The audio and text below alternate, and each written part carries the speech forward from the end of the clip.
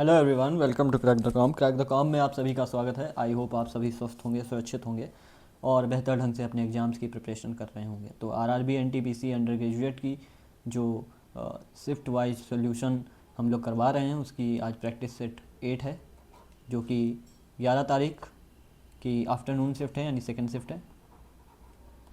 तो अभी तक आपने 7 से शिफ्ट कवर कर ली हैं, तो लगभग 40 280 क्वेश्चंस आप देख चुके हैं और उसके थ्रू आपने कुछ कॉन्सेप्ट भी बिल्ड कर लिए होंगे।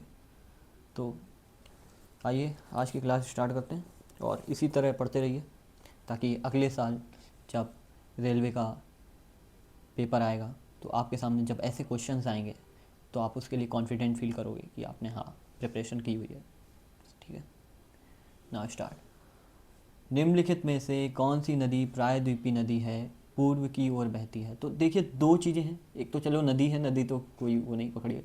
प्रायद्वीपी और पूर्व की ओर। अब मैंने कल भी बताया था आपको कि डायरेक्शन तो वैसे आपको रीजनिंग वाले सर ने भी बहुत अच्छे से पढ़ाया होगा कि ये आपका उत्तर है, ये आपका दक्षिण है, ये आपका पूर्व है और ये आपका पश्चिम है। ठीक, तो ये पूर्व वाला इलाका है, तो आपने इसने कहा पूर्व की ओर बहती है, तो जो भी नदी इधर से इधर को बहेगी, ठीक है, इधर से इधर को बहेगी। और प्रायद्वीपीय नदी है, जैसा कि हम सभी जानते हैं कि भारतीय जो भौगोलिक दृष्टिकोण से 6 भागों में बटा हुआ है, तो उसमें प्रायद्वीपीय भाग वो होता है जो नीचे का, ये जो आपने वी आकार का, जो तीन ओर से पानी से घिरा है, इसे तो प्रायद्वीप कहते हैं।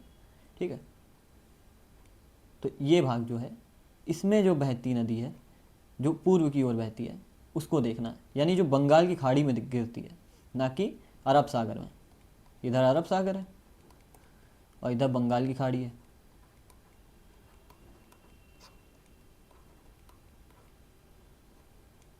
अच्छा, हम लोग बंगाल को पश्चिम बंगाल क्यों बोलते हैं?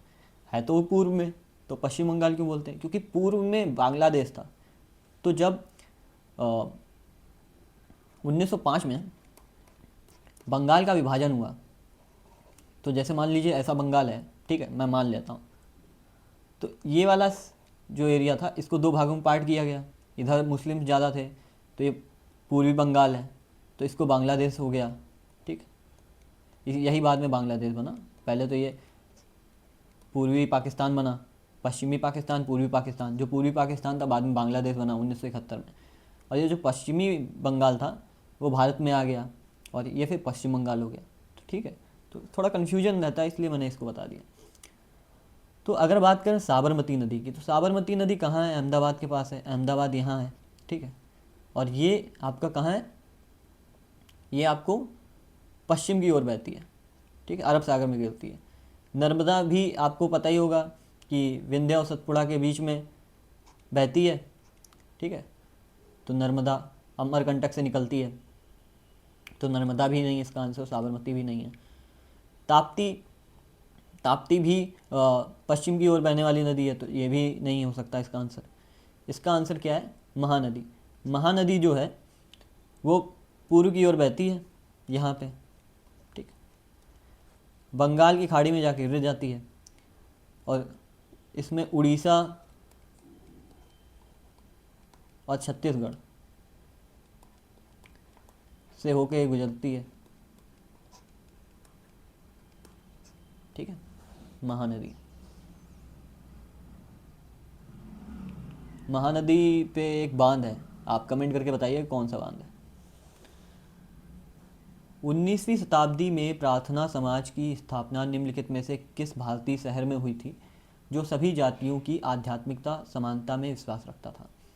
तो जैसा कि हम सभी जानते हैं कि 18वीं से 19वीं शताब्दी के बीच में कई सारे अ, आंदोलन चले, जो भारतीय रेनेसा ना, पुनर्जागरण का काल बुलाया जाता है ना उस समय को।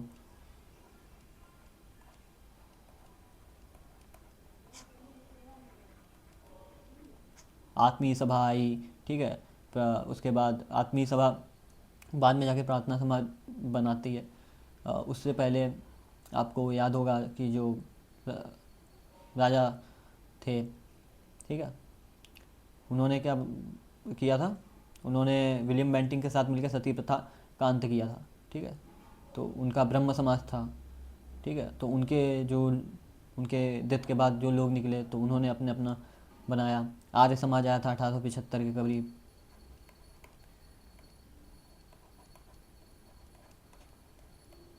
ये आपको किसने बनाया था? ये दयानंद सरस्वती जी ने बनाया था।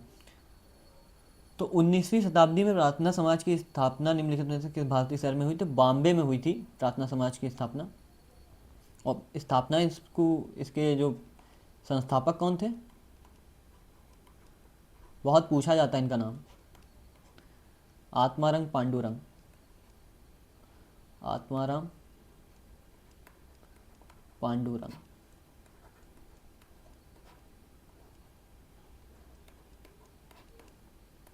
ठीक, ये इनका नाम है आत्माराम पांडुरंग। और ये कब की थी इन्होंने? 1867 में, 1867 में इन्होंने स्थापना की थी। और इसका उद्देश्य क्या था? सभी जातियों की आध्यात्मिकता समानता में विश्वास रखता था। इसका ये उद्देश्य और भी था कि जब उस समय जो भी कुरीतियाँ मानी जाएं, तो जाति व्यवस्था हो, बाल विवाह हो, ठीक, बाल विवाह। अभी पिछले दिनों हमने पढ़ा था कि 1856 में ईश्वर चंद्र विद्यासागर ने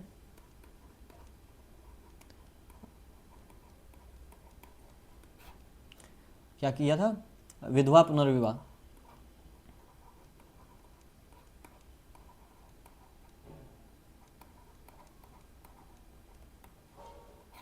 ठीक है। तो देखिए ये सब आपने पढ़ा है पीछे, ठीक है, मैं इसको फिर रिकॉल कर रहा हूँ। तो इन्हीं में से क्वेश्चन बनते हैं, कहीं क्वेश्चन कोई पहाड़ से टूट के नहीं आ रहे हैं, ठीक है। 1864 में द्रव्यानुपाती क्रिया नियम को विकसित करने का श्रेय किन दो रसायनज्ञों को दिया जाता है? जो ये बताता है कि अभिकारकों की सांद्रता यह निर्धारित करती है कि रासायनिक परिवर्तन कितना शीघ्र होता है। तो द्रव्यानुपाती क्रिया नियम, अगर मैं इसको इंग्लिश में बोलूँ तो इसको बोलते हैं लॉ ऑफ मास एक्शन। आप शायद आप समझ गए होंगे क्योंकि आपने पढ़ा हो शायद, केमिस्ट्री में, इंटर में था। और ये दिया किसने था? ये दिया था आपके कैटो एम गुल्डबर्ग ने और पीटर वाक, ठीक। तो इन्होंने ये दिया था नियम, और जो रासायनिक प्रतिक्रिया की दर और अभिकारकों की सांद्रता के बीच संबंध बताता है, जिसमें ये बताता है कि अभिकारकों की सांद्रता डायरेक्टली प्रोपोर्शनल टू होती है कि रासायनिक परिवर्तन के, ठीक है, या रासायनिक परिवर्तन डायरेक्टली प्रोपोर्शनल होता है अभिकारकों की सांद्रता के, ठीक है। फ्रिज हेबर, हेबर आपको पता होगा, हेबर विधि होती है जो अमोनिया से बनाने के काम आती है। अमोनिया बनाने में जो सबसे ज़्यादा विधि प्रयुक्त होती है वो हेबर विधि है।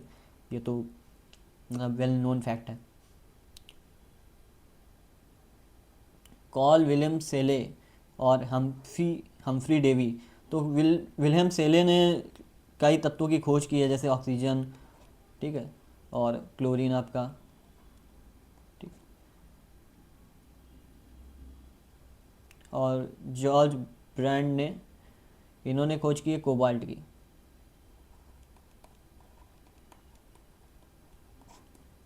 ठीक। मुझे लगता है इतना पर्याप्त होगा। बाकी अगर कुछ अगले सेट में कुछ और पूछते हैं तो फिर इसके आगे बताऊंगा मैं।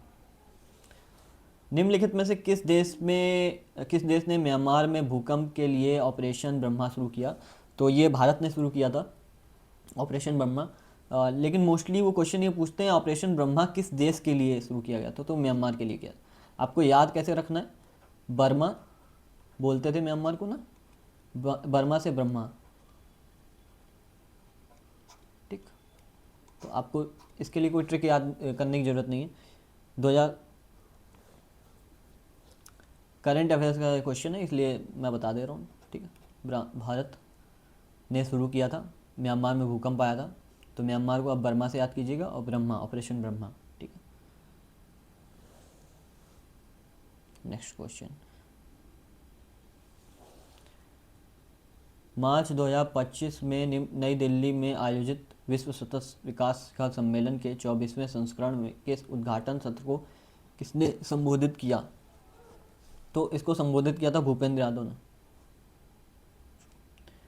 भूपेंद्र यादव ने मार्च 2025 में विश्व सतत विकास शिखर सम्मेलन के 24वें संस्करण को उद्घाटन किया था और उसमें इन्होंने ही सत्र को संबोधित किया था। और भूपेंद्र यादव कौन से मंत्री हैं? भूपेंद्र यादव आपको पता होगा, केंद्रीय पर्यावरण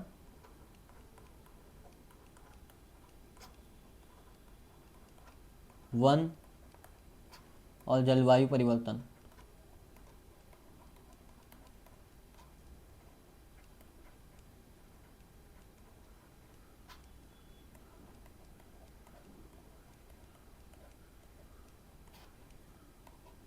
अभी चर्चा चल रही है कि शायद ये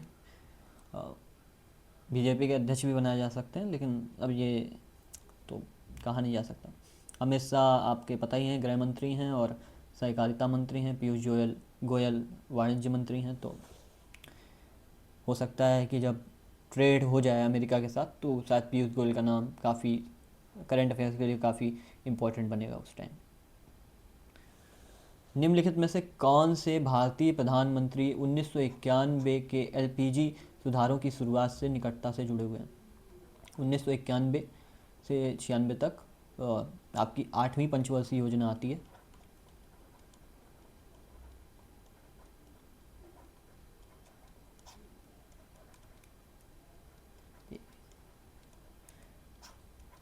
उसमें एलपीजी की बात की जाती है, जिसमें लिबरलाइजेशन यानी उदारीकरण,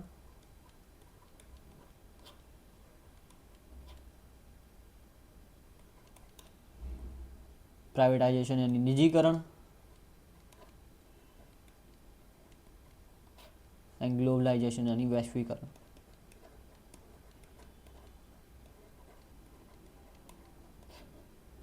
तो हुआ क्या था उस समय, भारत की जो हालत थी वो काफ़ी ख़राब थी। हमारे पास 3 दिन का रिजर्व पड़ा था। उसके बाद भारत आईएमएफ के पास गया। आईएमएफ, जब भी कोई कंट्री आईएमएफ के पास जाती है तो आईएमएफ कहता है कि आप अपनी कंट्री को खोलिए। खोलिए का मतलब क्या होता है? मतलब उसे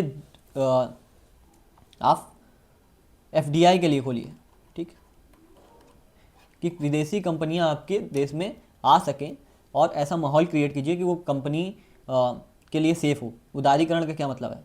ठीक है, लिबरलाइज हुई है, क्योंकि उससे पहले हमारे जो भी औद्योगिक नीतियाँ थीं वो लाइसेंस पे बेस्ड थी। ठीक है, लाइसेंस कल्चर बोला जाता है उसको। तो उन नीतियों से आप निकलिए, ठीक है।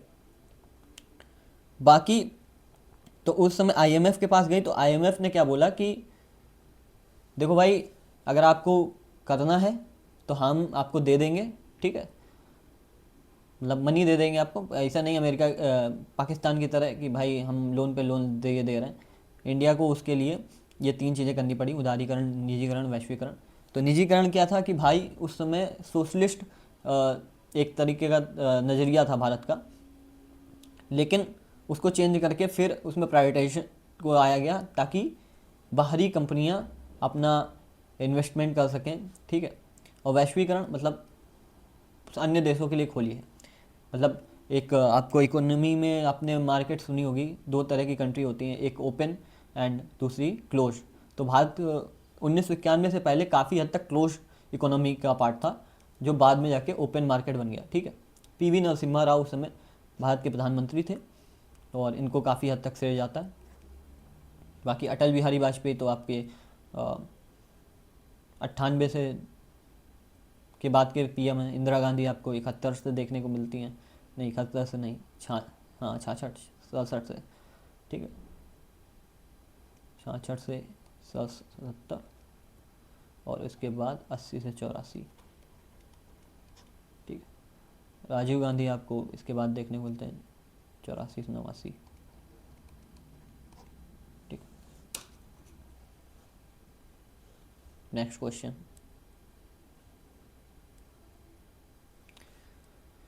दो 2025 एशियाई शीतकालीन खेलों की मेज़बानी किस देश ने की थी? तो 2025 एशियाई खेलों की मेज़बानी चाइना ने की थी।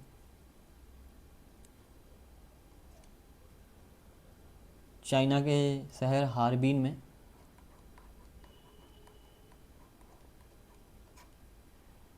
मेज़बानी की थी। निम्नलिखित में से किस संशोधन ने स्पष्ट किया कि राष्ट्रपति को मंत्रिपरिषद की सलाह के अनुसार कार्य करना चाहिए? देखिए ये कैसा आपको स्टेटमेंट पढ़ के कैसा लग रहा है? आपको स्टेटमेंट पढ़ के लग रहा है ना कि राष्ट्रपति पे ये इन्फोर्स किया जा रहा है। और ये कब हुआ था? इमरजेंसी के टाइम पे हुआ था। इमरजेंसी के टाइम, मैंने कल भी कराया हूँ। मैं हर बार अगर ये क्वेश्चन आता है, मतलब इससे रिलेटेड क्वेश्चन आता है इस संविधान संशोधन से, तो मैं ये कराता हूँ कि इमरजेंसी से ये रिलेटेड था। और इसको बोला जाता है मिनी संविधान, यानी मिनी कॉन्स्टिट्यूशन। मिनी संविधान या लघु संविधान, हिंदी में लघु संविधान लिख के आएगा वो, ठीक। तो 42वां संविधान संशोधन 1976। इससे हमने कल क्या पढ़ा था कि अखंडता शब्द को जोड़ा गया था, और प्रियम्बल में और दो शब्द कौन जोड़े गए थे? वो जोड़े गए थे आपके सोशलिस्ट, और एक जोड़ा गया था आपका पंथ निरपेक्ष, ठीक है।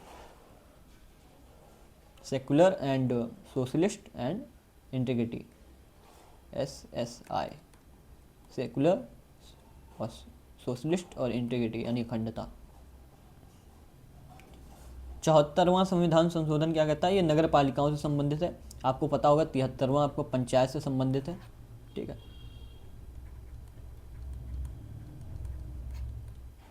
74वां संविधान संशोधन नगर पालिकाओं से संबंधित है, म्यूनिसिपैलिटी से, ठीक। और आपका 24वां संविधान संशोधन, इसमें ये था कि संविधान को 1971 से संबंधित है ये, ठीक। इसमें क्या था कि संविधान के किसी भी हिस्से में आप संशोधन कर सकते हो, इवन मौलिक अधिकार में भी संशोधन कर सकते हो। मौलिक अधिकार में संशोधन हुआ भी था, अगर आपको याद हो तो जो मोरारजी देसाई की गवर्नमेंट थी उसने कौन से अधिकार को हटा के, संपत्ति के अधिकार को हटा के ना, ठीक है, आपको याद होगा लास्ट सेट में मैंने कराया था क्वेश्चन। और 44वां संशोधन क्या था? इसमें यह था कि राष्ट्रपति को एक बार मंत्रिपरिषद की सलाह को पुनर्विचार के लिए वापस भेजने की शक्ति मिलेगी। हालांकि पुनर्विचार के बाद अगर राष्ट्रपति के पास वही बिल आता है तो फिर उसको सलाह माननी होती है, ठीक है। क्वेश्चन नंबर 9, सीमेंट संयंत्रों की स्थापना हेतु उपयुक्त स्थल का चयन निम्नलिखित में से मुख्यतः किसकी उपलब्धता पर निर्भर करता है?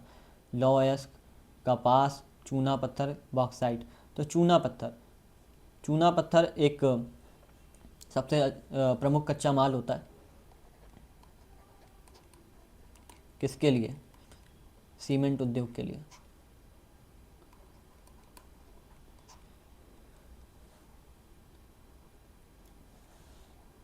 अब अगर कच्चा माल पास ही होगा तो परिवहन लागत कम होगी, ठीक है। तो फिर उसके लिए सीमेंट संयंत्रों की स्थापना वहाँ पे की जाती है जहाँ पे चूना पत्थर अधिक मात्रा में प्राप्त होता है।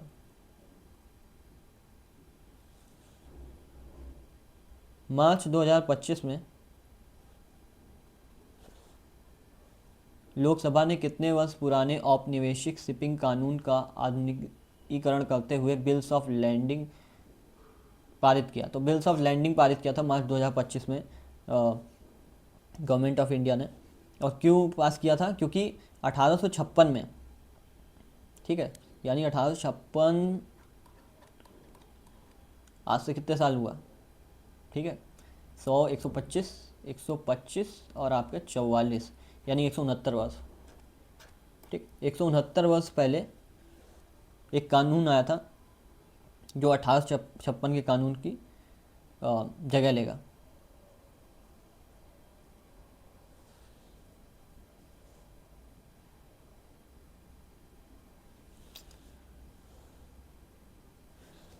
बिम्स्टेक का युवा शिखर सम्मेलन 2025 के शहर में आयोजित किया गया था।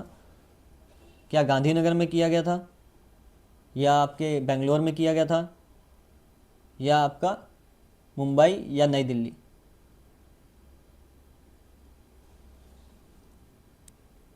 तो ये गांधीनगर गुजरात में हुआ था फरवरी 2025 में।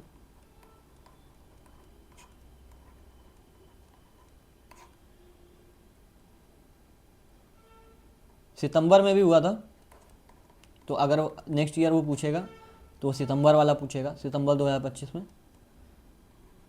और ये कहाँ हुआ था? ये हुआ था गुवाहाटी, असम में, तो मैंने आपको दोनों बता दिए।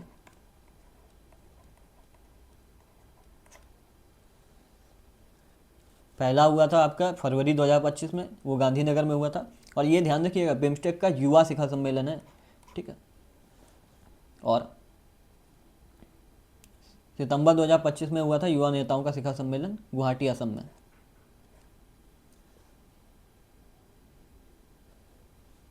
क्वेश्चन नंबर 12, धातु कर्म में प्रयुक्त कौन सी विधि विशेषता कार्बोनेट अयस्कों को गर्म करके धातु ऑक्साइड के निर्माण का वर्णन करती है? क्लोरीनीकरण, निस्तापन, कैल्सीकरण, कार्बोनेशन। तो हम जानते हैं इसका आंसर है निस्तापन। निस्तापन वह प्रक्रिया है जिसमें धातुकरण कार्बोनेट अयस्कों को गर्म करके धातु ऑक्साइड का निर्माण किया जाता है।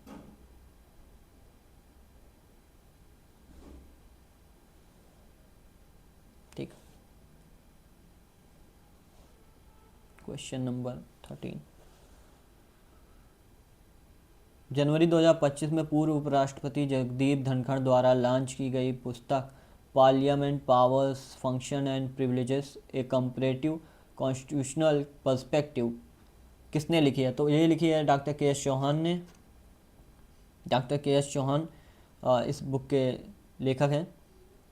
और इस पुस्तक को जगदीप धनखड़ जो उपराष्ट्रपति थे उस समय, इस समय सीपी राधाकृष्णन है, ठीक। तो आपसे पूछ सकते हैं, ये अपॉइंटमेंट में आपके आ जाएगा कि इस समय भारत के उपराष्ट्रपति कौन है, तो सीपी राधाकृष्णन है, ठीक। और एमजे अकबर पूर्व में बीजेपी गवर्नमेंट में ही कोई मंत्री थे, मुझे याद है। और इससे पहले ये पत्रकार रह चुके हैं। और नटवर सिंह भी एक उनकी बुक है, मुझे नाम याद नहीं आ रहा है, लेकिन नटवर सिंह काफ़ी फेमस रहे हैं। तो मैं कल की क्लास में आपको बताऊंगा नटवर सिंह के बारे में, ठीक है। निम्नलिखित में से कौन सा विकल्प रेड डाटा बुक के उद्देश्य को सर्वोत्तम वर्णन करता है? तो रेड डाटा बुक एक तरह की बुक होती है जिसमें वो जीव जंतुओं का रिकॉर्ड होता है जो विलुप्त होने की कगार पे होती हैं, ठीक है। विलुप्त प्राय जीव।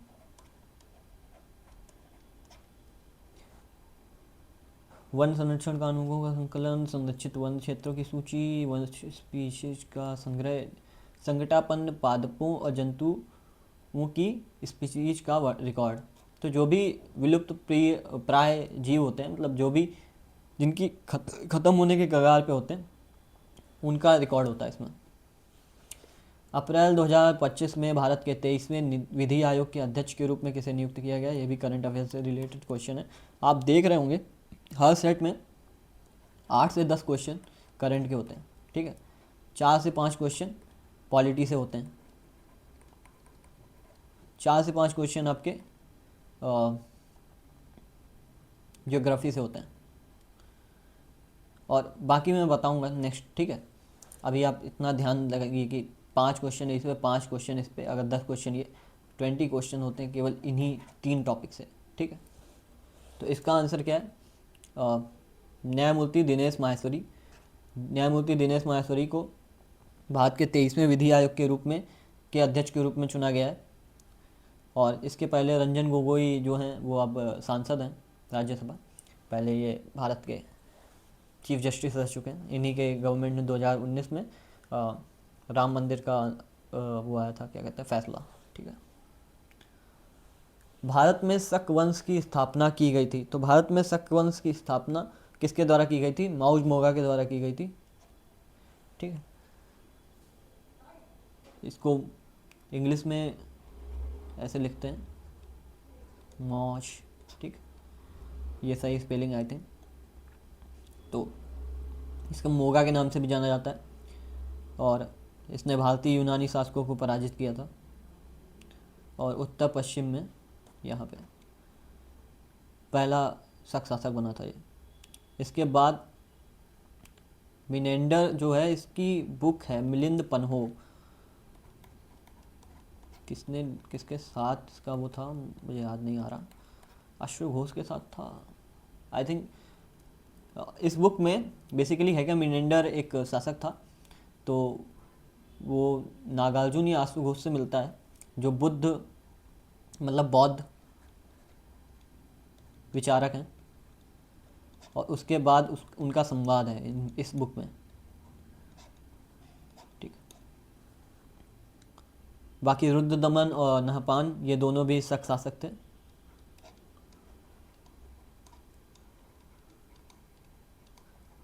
लेकिन स्थापना मौज ने की थी, मोगा। मई 2025 में किस भारतीय एआई हेल्थ केयर स्टार्टअप ने 2 वर्ष के भीतर सार्वजनिक होने की योजना की घोषणा की, जिसका लक्ष्य तपेदिक और स्ट्रोक जैसी परिस्थितियों के लिए नैदानिक उपकरणों का विस्तार करना है? तो इसने सार्वजनिक आईपीओ लाने की घोषणा की थी। ठीक। ये कंपनी थी क्यूरे एआई। ये एक तरह की भारतीय AI health care startup company है जो मेडिकल इमेजिंग के लिए एआई आधारित समाधानों पर ध्यान केंद्रित करती है। मई 2025 में इसने 2 वर्षों के भीतर आईपीओ लाने की घोषणा की थी, जिसमें टीबी, जो आप तपेदिक पढ़ रहे हो, टीबी और स्ट्रोक जैसी बीमारियों के निदान पर काम करने की घोषणा की थी इसने। ठीक है, आईपीओ लाएगी ये कंपनी। अभी आईपीओ आए हुए हैं किसके? पीडब्ल्यू के। पीडब्ल्यू आप जानते होंगे कौन सी कंपनी है। निम्नलिखित में से कौन भक्ति आंदोलन के प्रसिद्ध कवि संत थे जिन्हें दोहों यानी कुप्लेट की रचना के लिए जाना जाता है? 13-11 13-11। ठीक। तो वो कबीर हैं। कबीर को ही दोहों के लिए जाना जाता है, आज भी कबीर के दोहे फेमस हैं। और कबीर की रचना क्या थी?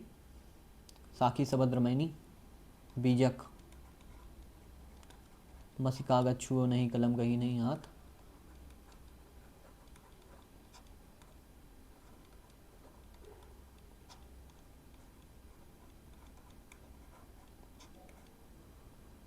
ठीक। भारवी की एक रचना थी, मैं पढ़ा चुका हूँ बुक्स वाले सेक्शन में, किरातुलजुनियम। किरातालजुनियम सही प्रोनाउंस हो रहा है कि नहीं पता नहीं। कालिदास की कई बुक्स हैं जिसमें अभिज्ञान शाकुंतलम काफ़ी फेमस है।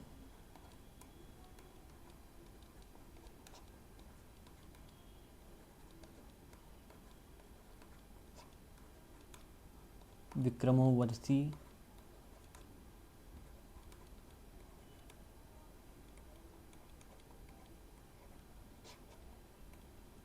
और एक और कौन सी बुक थी? मेघदूत।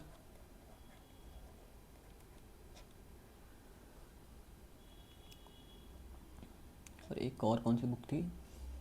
अरे यार उनका क्या नाम था, मैं भूल गया। चलो नेक्स्ट क्लास में अगर कुछ बचेगा तो मैं बता दूंगा। एक शासक होते हैं, उनका लड़का रहता है, क्या नाम होता है? भारत की 2011 की जनगणना के अनुसार निम्नलिखित में से किस राज्य में दूसरा सबसे अधिक जनसंख्या घनत्व दर्ज किया गया था? घनत्व से आप क्या समझते हो? Mass upon volume. ठीक।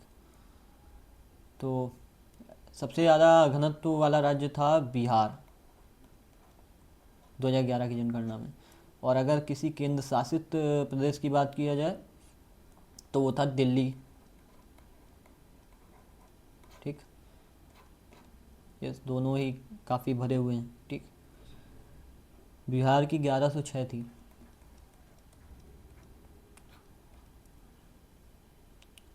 उसके बाद पश्चिम बंगाल था, पश्चिम बंगाल की 1028।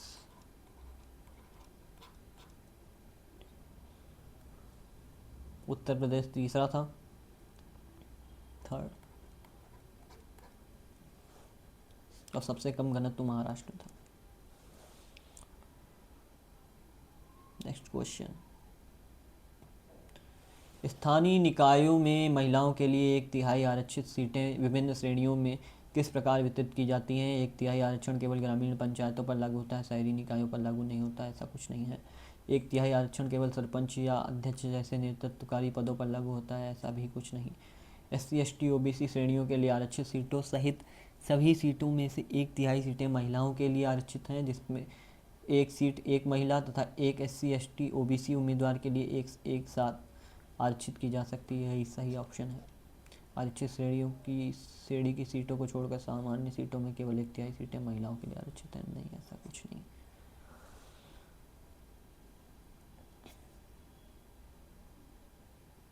ये भारत के 73वें 74वें संविधान संशोधन से संबंधित है। ठीक। निम्नलिखित में से कौन सा अनुदैर्घ्य तरंग का उदाहरण है? अनुदैर्घ्य तरंग से आप क्या समझते हैं? लॉन्गिट्यूडिनल वेव्स बोला जाता है जिसको। ये क्या होता है, इनमें जो मीडियम्स के पार्टिकल्स होते हैं वो तरंग की जो मतलब आपके फ्लो की डायरेक्शन या संचरण की डायरेक्शन जो होती है उसके पैरेलल कंपन करते हैं। ठीक है। तो निर्वात में प्रकाश तरंग, संचरण के दौरान रेडियो तरंग, पृष्ठतल जल तरंग, वायु में ध्वनि तरंग। वायु में ध्वनि तरंग होती है अनुदैर्घ्य तरंग। ठीक है।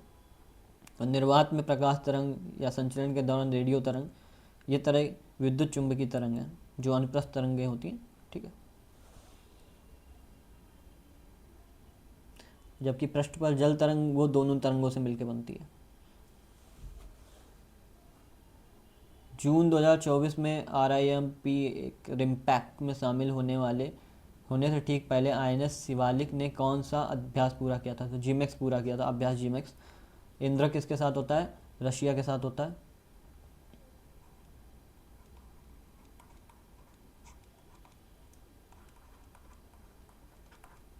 ऑस्ट्रेलियक्स ऑस्ट्रेलिया के साथ। अच्छा, मैंने लास्ट टर्न पे काफ़ी सारे अभ्यास कराए हुए थे श्रीनेक्स श्रीलंका के साथ, लेकिन उसमें मुझसे एक गलती हुई है, किसी ने पॉइंट आउट भी नहीं किया, कि मैंने बताया मैत्री अभ्यास जो है वो बांग्लादेश के साथ है। ऐसा नहीं है। मैत्री अभ्यास, ये मेरी तरफ से एक त्रुटि हुई है, मैत्री अभ्यास होता है भारत और थाईलैंड के साथ, जबकि थाईलैंड संप्रीति अभ्यास होता है भारत और बांग्लादेश के साथ। सूर्यकरण नेपाल के साथ होता है। ठीक। काजिंद होता है आपके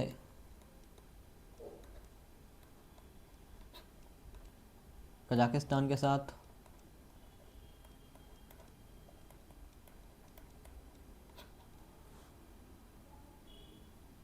बाकी सारे मैंने लास्ट टर्न पे कराए हुए थे। अभी मालाबार हुआ था अमेरिका के साथ।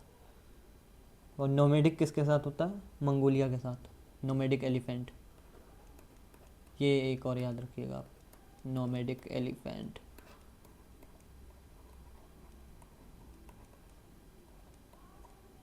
एलिफेंट है ये किसके साथ? मंगोलिया के साथ।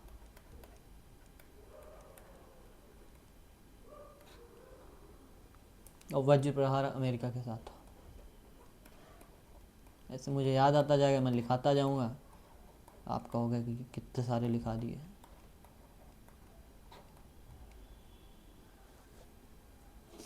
किर्गिस्तान के साथ क्या होता है ये आप कमेंट करेंगे क्योंकि मैंने पढ़ाया है। ठीक है। बाकी 2-3 बार क्वेश्चन बाद मैं खुद ही बता दूंगा। क्योंकि निम्नलिखित में से कौन सा जैन धर्म का सिद्धांत नहीं है? पत्थर और जल सहित संपूर्ण जगत में जीवन है, ये सिद्धांत है, तो ये ऑप्शन गलत हो जाएगा। कर्म के सिद्धांत की अस्वीकृति, ऐसा कुछ नहीं है भाई। कर्म के सिद्धांत की स्वीकृति है। माना जाता है जैन धर्म में कि जैसे आप कर्म करेंगे, ठीक है, वो आपकी आत्मा को प्रभावित करेगा और पुनर्जन्म या मोक्ष दोनों ही। देखिए, जैन हो या आपके बौद्ध हो, दोनों ही पुनर्जन्म में मानते हैं।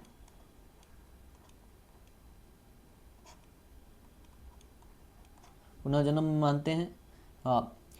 आपका आत्मा में मानने पे एक तरह से वो है, अनात्मा में मानते हैं बौद्ध, लेकिन जैन मानते हैं आत्मा में। तो आत्मा में मानने में वो है मोक्ष, मोक्ष में मानते हैं ये लोग। अनीश्वरवादी हैं दोनों ही। मतलब अनीश्वरवादी होने का मतलब आप ईश्वर पे ज़्यादा कुछ कमेंट है नहीं, ठीक है, साइलेंट है एक तरह से। जीवित प्राणियों को चोट न पहुंचाने की प्रथा, हाँ ये भी बात सही है कि सिद्धांत है कि जीवित प्राणियों को चोट नहीं पहुंचाएं, चींटियों तक को चोट नहीं पहुंचाएं, ऐसा जैन धर्म का सिद्धांत कहता है।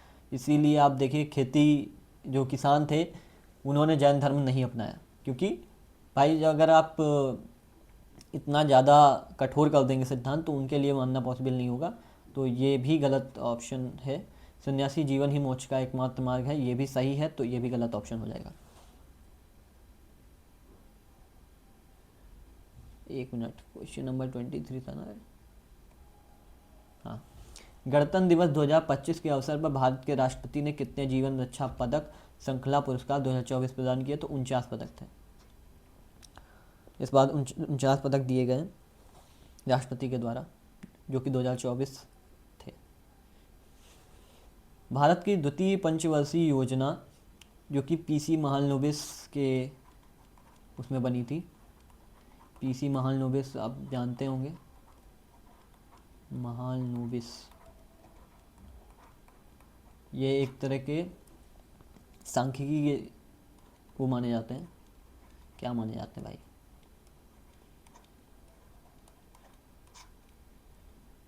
सांख्यिकी से रिलेटेड है, सांख्यिकी से संबंधित है। इनके बर्थडे होता है जिस दिन, उस दिन राष्ट्रीय सांख्यिकी दिवस मनाया जाता है। ठीक है, 29 जून को सांख्यिकी दिवस मनाया जाता है, राष्ट्रीय सांख्यिकी दिवस।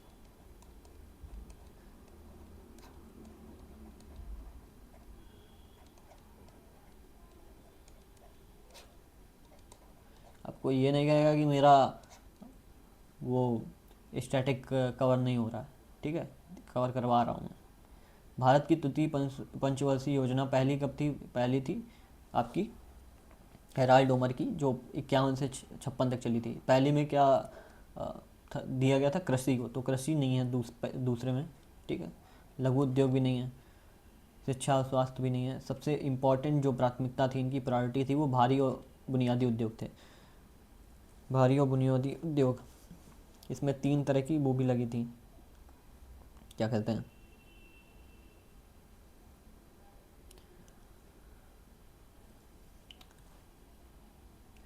एक आपकी उसमें लगी थी दुर्गापुर में, ठीक, एक भिलाई में लगी थी, भिलाई, एक राउरकेला में लगी थी,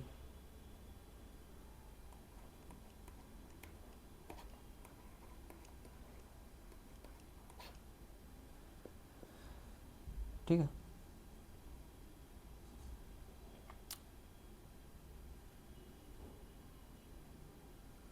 नेक्स्ट क्वेश्चन, 2024 में यूएफसी अल्टीमेट फाइटिंग चैंपियनशिप में फाइट में जीत हासिल करने वाली पहली भारतीय महिला पूजा तोमर किस खेल से सहभागिता करती हैं? पूजा तोमर, क्वेश्चन ये पूछ रहा है पूजा तोमर किस खेल से संबंधित हैं, ठीक है, जिन्होंने 2024 में यूएफसी यानी अल्टीमेट फाइट चैंपियनशिप में पार्टिसिपेट किया था। तो हम जानते हैं पूजा तोमर मिश्रित मार्शल आर्ट से संबंधित है, mixed martial art.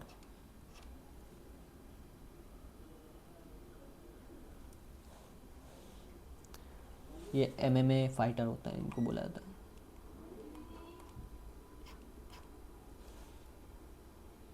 Question number 27, audio output के लिए डिजिटल सिग्नलों को ध्वनि में परिवर्तित करने के लिए मुख्य रूप से निम्नलिखित में से किस डिवाइस का उपयोग किया जाता है? यानी ऑडियो आउटपुट के लिए डिजिटल सिग्नलों को ध्वनि में परिवर्तित करने के लिए इसके लिए स्पीकर का यूज किया जाता है। Option number D is right. जो एक आउटपुट डिवाइस होता है, आपने आउटपुट डिवाइस के तौर पे देखा इसे, जो डिजिटल सिग्नलों को ध्वनि सिग्नल में परिवर्तित करता है, ठीक है, यानी डिजिटल टू एनालॉग कन्वर्टर द्वारा एनालॉग में परिवर्तित होता है, डीएसी। लक्षद्वीप द्वीप समूह के दक्षिण में कौन सा राष्ट्र स्थित है? जैसा कि हम सभी जानते हैं कि ये भारत है, ठीक है, भारत का प्रायद्वीपीय भाग है, ठीक है। आपको यहाँ लक्षद्वीप देखने को मिलता है, और यहाँ पे आपको ऐसे ऐसे ऐसे ऐसे आपको अंडमान निकोबार देखने को मिलता है, थोड़ा नीचे है, ठीक। तो यहाँ इसके बाद आपको थोड़ा नीचे जाके लक्षद्वीप पे मिनी कॉय पड़ता है, जो द्वीप उसके नीचे आपको एक देश देखने को मिलता है, वो देश पूछ रहा है। तो क्या वो श्रीलंका है? श्रीलंका तो भाई यहाँ पे है ऐसे, तो श्रीलंका तो नहीं है। अंडमान द्वीप समूह है, अंडमान द्वीप समूह तो आपके लक्षद्वीप के अरब सागर में पड़ता है, और अंडमान द्वीप समूह बंगाल की खाड़ी में पड़ता है, तो ये भी नहीं है। अब मालदीव है, मॉरिशस है, तो मॉरिशस आपको दक्षिण पूर्व अफ्रीका के पास देखने को मिलता है, तो मॉरिशस भी नहीं है। आंसर है मालदीव। मालदीव और मिनिकॉय को 8 डिग्री चैनल द्वारा अलग किया जाता है, 8 डिग्री चैनल। अब 8 डिग्री चैनल क्या है? जो अक्षांश रेखा है उन्हीं को बोला जाता है।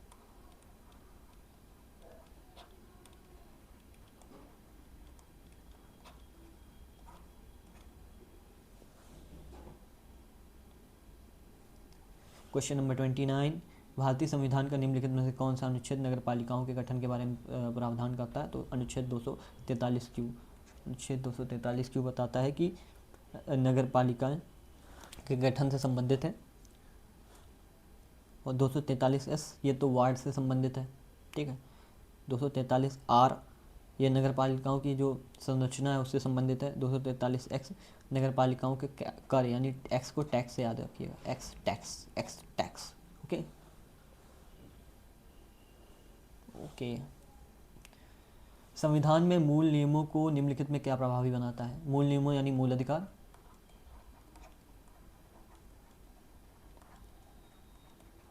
जो कि आपके यूएस से लिए गए।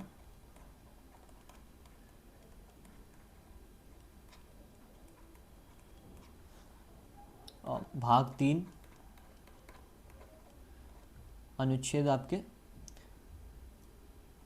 12 से लेकर 35, ठीक है। कि केवल प्रचलित रीति रिवाजों पर आधारित ऐसा कुछ नहीं है, इन्हें लागू नहीं किया जाता है। क्या बात कर रहे हैं आप? लागू किया जा सकता है। ये कानूनी रूप से प्रवर्तनीय है। प्रवर्तनीय का मतलब होता है इन्फोर्सनेबल, यानी कि आप लीगली इन्फोर्सेबल हैं ये, ठीक है।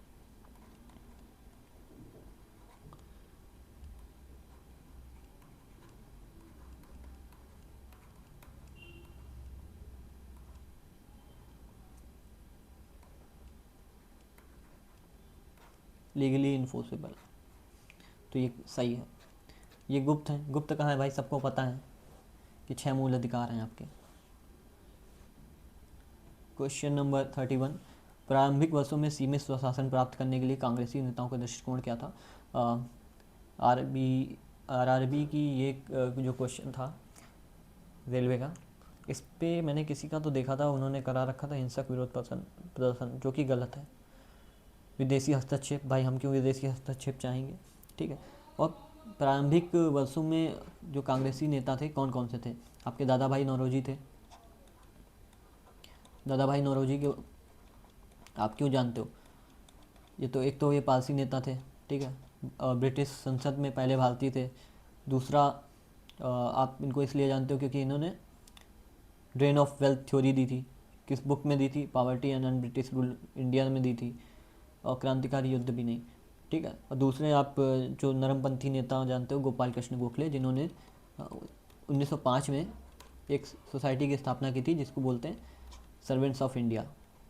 और ये गोपाल कृष्ण गोखले गुरु थे आपके गांधी जी के और जिन्ना के भी। शांतिपूर्ण याचिकाएं, मैंने जो बोला था डॉजियल देना या ज्ञापन देना, ये इनका काम होता था मुख्य। क्वेश्चन नंबर 32, 1948 में हैदराबाद को भारत में मिलाने के लिए कौन सा सैन्य अभियान शुरू किया गया था? Operation shield, operation peace, operation lotus, operation polo. तो 1948 में ऑपरेशन पोलो लॉन्च किया था बाई गृह मंत्री उस समय के, जो हमारे एकता पुरुष हैं, लौह पुरुष, सरदार वल्लभ भाई पटेल, सरदार पटेल के द्वारा ऑपरेशन पोलो लॉन्च किया गया था, जो कि हैदराबाद के जो रियासत थी उसके निज़ाम मान नहीं रहे थे भारत में। वो चाहते थे कि हम कहाँ शामिल हो जाएं? पाकिस्तान के साथ। लेकिन देखिए हैदराबाद की जो लोकेशन है, ठीक है, जियोग्राफी है, वो आप यहाँ पे है, ठीक है, साउथ इंडिया के पास है वो। और आपको देखने को पाकिस्तान को देखने को मिल रहा है, पश्चिमी एरिया में देखने को मिल रहा है, ठीक है। कुत्ते जैसा लगता है, मतलब उसका मैप अगर देखें तो इतना पॉसिबल नहीं था। अगर आप पूर्वी पाकिस्तान भी देखें, जो बांग्लादेश था वो यहाँ पे था, ठीक, ऐसे करके ऐसे। उतना अच्छा नहीं हूँ मैं, ठीक है, मैप में, लेकिन फिर भी मैं बता देता हूँ आपको। तो पास नहीं था ना पूर्वी पाकिस्तान के ना पश्चिमी पाकिस्तान के, तो ये पॉसिबल नहीं था। तो इसलिए ऑपरेशन पोलो लॉन्च किया था 1948 में सरदार पटेल ने। निम्नलिखित में किसने वर्ष 2025 में भारत का पहला एजेंटी चेक एआई हैकथॉन आयोजित किया? तो टेक वांटेज एआई ने इसे आयोजित किया था। इसका उद्देश्य था कि बुद्धिमान एआई एजेंटों को विकास देना। आप जानते ही होंगे अभी एआई एजेंट बना सकते हैं आप। एआई एजेंट बनाने से क्या होता है कि वो जो आप उसको काम दोगे वो करता है, ठीक है। जैसे अभी आप जानते होंगे बॉट बनाते हैं लोग, ठीक है। बॉट भी एक तरह का एआई एजेंट ही है। हालांकि ये सबसे इसकी सिंपल फॉर्म बोली जा सकती है इसको। जैसे कि आप क्वेश्चन या जो कि आप क्विज बॉट नहीं आते हैं, आपने टेलीग्राम का भी चैनल ज्वाइन किया हो तो उसमें क्विज बॉट होते हैं, वो तरह एआई एजेंट ही होते हैं, ठीक। उदारीकरण के बाद से कृषि ऋण में उल्लेखनीय वृद्धि हुई है, हालांकि वितरण आसमान बना हुआ है। भारत में ग्रामीण ऋण के लिए कौन सी संस्था सर्वोच्च निकाय है? तो आरबीआई को 1934 एक्ट के तौर पे 1935 में बनाया गया था, और 1935 में बनाने के बाद जो इसके पहले वो थे वो ऑसबॉर्न स्मिथ थे। Osborne Smith. इसके बाद सीडी देशमुख इंडियन थे, ठीक। एफसीआई ये नहीं। सिडबी की स्थापना 1902 में हुई थी, ये भी नहीं। नाबार्ड इसका सही आंसर है, जिसकी स्थापना 1982 में हुई थी। शिवरामन स्मिथ की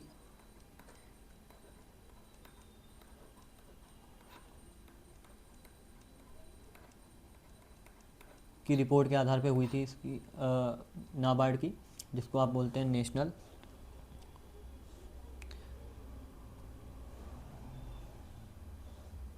board of agriculture and rural development, यही है इसका फुल फॉर्म है आई थिंक। हाँ, नेशनल बोर्ड नहीं है, नेशनल बैंक है, national bank for agriculture and rural development. हाँ, यही इसका सही आंसर है आई थिंक, ठीक है।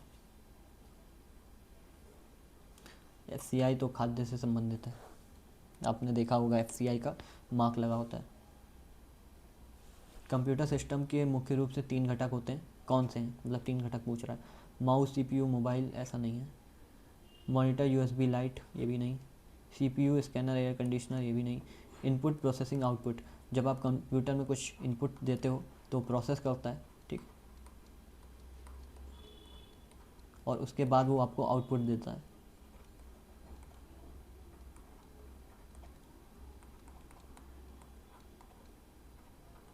ठीक है, तो इनपुट होता है, प्रोसेस होता है, आउटपुट मिलता है आपको। तो ये आंसर मतलब option number D is right.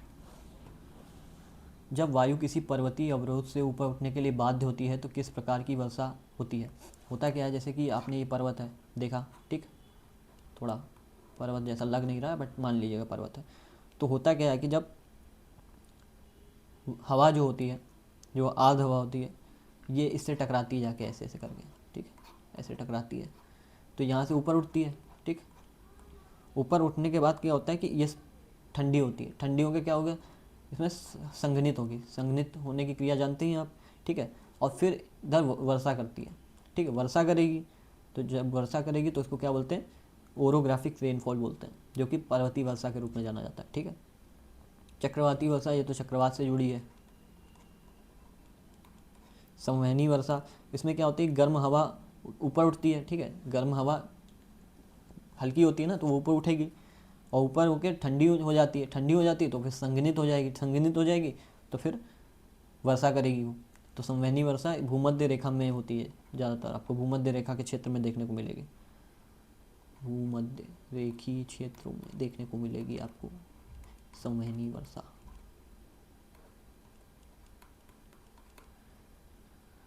वाताग्री वर्षा क्या होती है, ये गर्म और ठंडी हवा के द्रव्यमान के मिलने के कारण होती है, ठीक है। वह ताकरी हवा। वैश्वीकरण ने भारत में उपभोक्ता विकल्पों को प्रभावित किया है। ठीक है, वैश्वीकरण आपने एलपीजी रिफॉर्म पढ़ा, उसका ग्लोबलाइजेशन का पार्ट। कौन सी प्रवृत्ति भारतीय उपभोक्ताओं पर वैश्वीकरण के प्रभाव को दर्शाती है? कम ब्रांड विविधता, ऐसा कुछ नहीं है। विदेशी वस्तुओं में गिरा, एफएमसीजी का एक आधिपत्य, ये भी नहीं। मोनोपोलाइजेशन थोड़ी ना हुआ है, हमने तो मल्टी पोलर वर्ल्ड बना लिया ना एक तरह से। विदेशी वस्तुओं में गिरावट बढ़ गई है। आपके डिजिटल उसमें देखिए तो कितने ज़्यादा, इंस्टाग्राम, टेलीग्राम, यूट्यूब, आपका एक्स जो ट्विटर था, ठीक है, और भी साइट हैं जैसे अमेजन है, स्नैपडील है, और स्नैपडील तो शायद इंडियन है आई थिंक, पता नहीं मुझे, फ्लिपकार्ट है। इनमें से ज़्यादातर तो लोग आपको विदेशी देखने को मिलते हैं, तो ऐसा कुछ नहीं है। अंतर्राष्ट्रीय ब्रांडों की व्यापक उपलब्धता, ये सही आंसर है। जबकि मैंने पढ़ाया था कि 91 में जो इन्होंने करा लिबरलाइजेशन, प्राइवेटाइजेशन एंड ग्लोबलाइजेशन, तो उसका करने का मतलब क्या था कि आईएमएफ ने बोला कि भाई आपको ओपन मार्केट बनाना पड़ेगा, कंट्री को ओपन इकोनॉमी में तब्दील करना पड़ेगा। जो आप सोशल पॉलिसी ला रहे हो उससे ही कंट्री का बेड़ा गर्क हो रहा है। ठीक है, तो इस वजह से हमने क्या किया, ओपन किया। और हमने ओपन क्यों कर नहीं रहे थे? क्योंकि भाई क्या हुआ था, हमको गुलाम कैसे बनाया गया? हमको गुलाम ऐसे बनाया गया कि भाई कंपनी आई, ठीक है, ब्रिटिश की कंपनी आई, ठीक है, east India company. East India company के अलावा भी पुर्तगाली कंपनी थी, डच कंपनी थी, फ्रेंच कंपनी थी। तो इनके लड़ाई झगड़े के बाद जब ईस्ट इंडिया कंपनी जीत गई उनसे, तो इन्होंने फिर जो राजनीतिक एक तरह से दखलंदाजी करी देश में, तो उसका जो प्रभाव था भारतीयों पे वो इतना ज़्यादा था कि भारत ने लगभग 1947 से 1991 तक एक सोशल इकोनॉमी बना के रखी। और उसका दूसरा रीज़न ये भी था कि भारत की जनसंख्या का जीडीपी इतना गिर चुका था, ठीक है, एक तरह से सब तरीके से रीढ़ टूट चुकी थी। तो इस वजह से सोशल इकोनॉमी हमने अपनाई, ठीक है, क्योंकि भारत की जनसंख्या इतनी गरीब थी। निम्नलिखित में से किस अमेरिकी बायोटेक कंपनी 2025 में 200 मिलियन का टेक और इनोवेशन हब खोला है? तो ये एमजेन है, इसको अमेजोन से कंफ्यूज मत होइएगा। एमजेन ने, जो कि एक तरह की बायोटेक कंपनी है, ठीक है, फार्मा कंपनी एक तरह से बोल सकते हैं, ठीक है, दवा बनाती है, मेडिसिन बनाती है।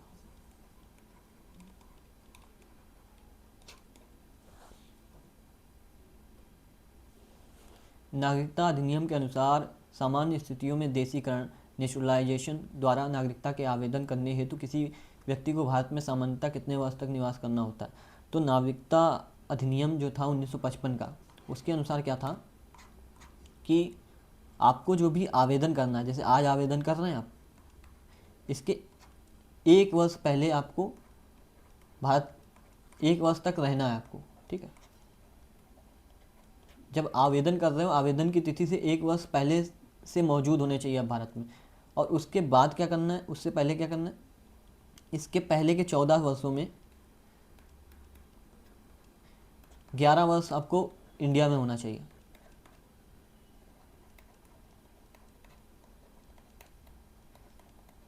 तो कुल मिला के आपको 11 वर्ष ये हो गया, 1 वर्ष ये हो गया, 12 वर्ष। अगर आप भारत में नागरिकता पाना चाहते थे तो 12 वर्ष आपको यहाँ पे रहना चाहिए, ठीक है।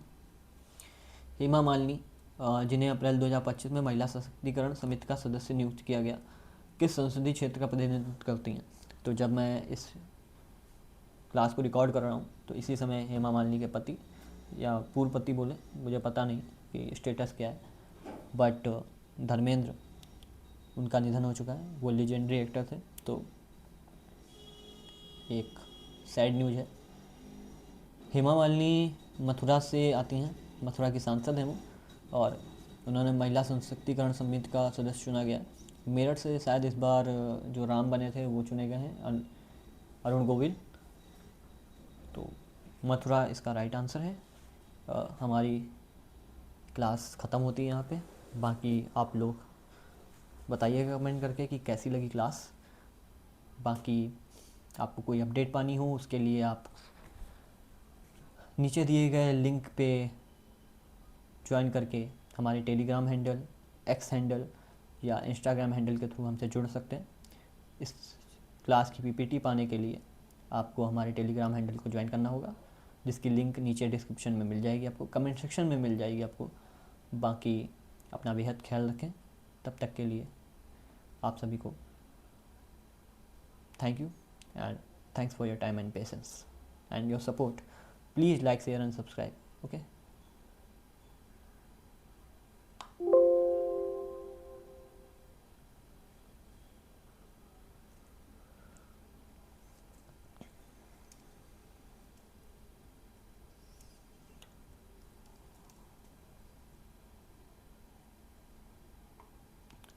लग जा गले